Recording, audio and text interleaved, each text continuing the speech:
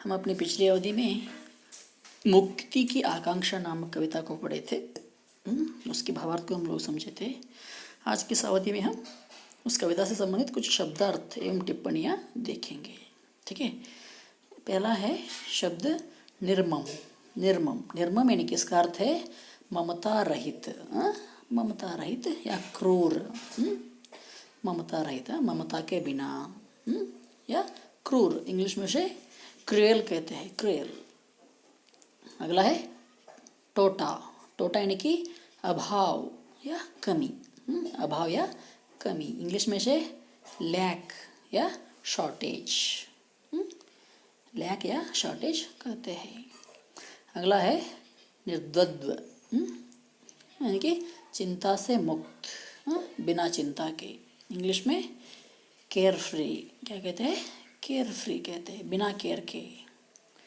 अगला है मुक्ति। मुक्ति यानी कि स्वतंत्रता या आज़ादी। स्वतंत्रता या आज़ादी, इंग्लिश में फ्रीडम कहते हैं, फ्रीडम, इंडिपेंडेंट सर कहते हैं।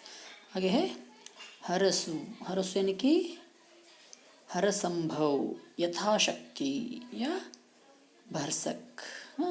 हरसंभव यथाशक्ति, शक्ति के अनुसार, यथाशक्ति, इंग्लिश में एज फार एज पॉसिबल।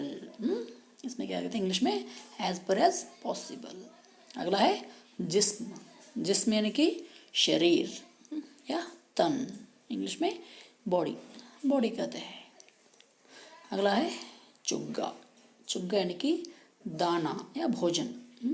दाना या भोजन, इंग्लिश में ग्रेन या फूड कहा जाता है। अगला है कंठ स्वर।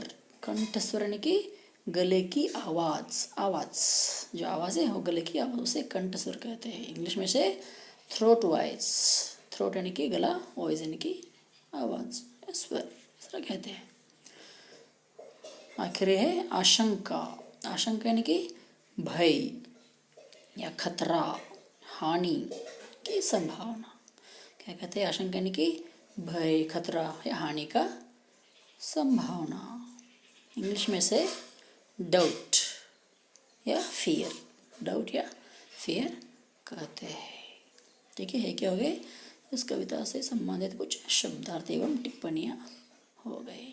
आगे है निम्न प्रश्नों के उत्तर दीजिए। जो नीचे कुछ प्रश्न दिए हैं उनका उत्तर हमें देना है। उनमें मौखिक प्रश्न को हम देखेंगे। आज के अवधि में शब्दार्थ ही काफ़ी है। कल की अवधि में हम क्या करेंगे? इस मौखिक प्रश्नों के उत्तरों के बारे में हम चर्चा करेंगे। ठीक है, धन्यवाद।